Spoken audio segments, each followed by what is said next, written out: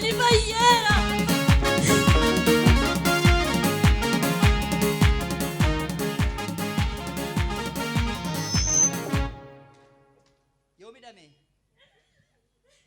Yoomidhame eeufidi yoo eeshi maal ta'e furmaata dhabnaan konfiraansiin as jira jennaani isarraa fiddan yerraa finne ammayya akkanaa fayyu baattee fidde deebisii magalu deebiin abagalu haleluuyaa haleluuyaa gaddamana kee gale baaseera baaseera baaseera abba kee jaamsadhu nalaal gaafan jiru nalaaltashi nalaalta jaamsadhu abbaa koo ati daqiiqaan sitti hin fudhatamu sekondii sitti hin fudhatamu daqiiqaa gidduutti amma libsu ijaatti eenyu nu fayyisuu hin dandeessa mucaa kanaaf damsirii jal'ate iddootti naa deebisiite boo'icha mana guute kana gadda mana guute kana gammachuutti naa geeddari yaa abbaa faan koo waan na dhageesseef si haa galatu marayaalose Holy Ghost Aulorobose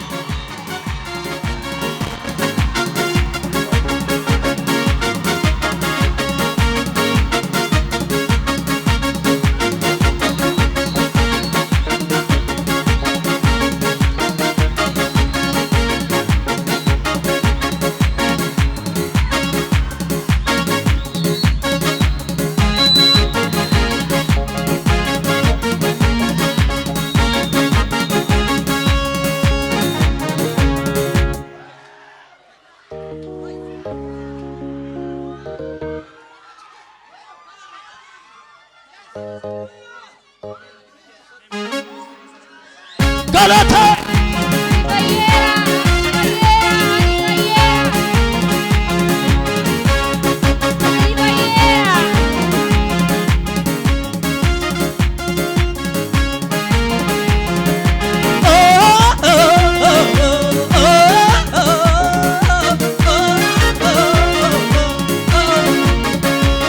kumatama keessa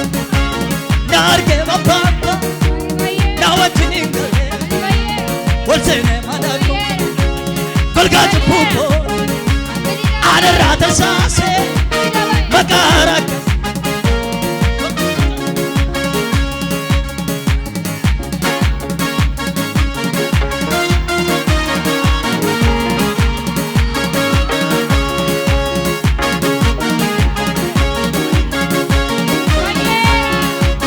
mali walgabattu isa moosamiti lakino isuma duriti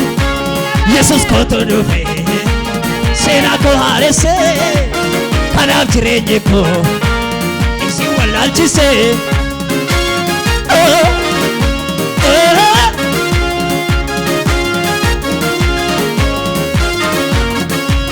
kumaatama keessa na arge abbaan koo na wajjin gale kuno walsene manako golgaatu pukkootti adarraa tasaase makaara akkasi ngootana isa dhubautan adoona nu taala fuula sanaanna'ee ulee dhaabbata koo isatu naaf ta'e adoona nu taala fuula sanaanna'ee ulee dhaabbata koo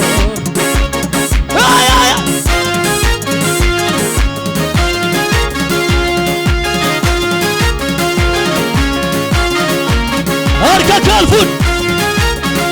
Betul Olfun arka ke Ida mana ke gala hikera Yikera Yikera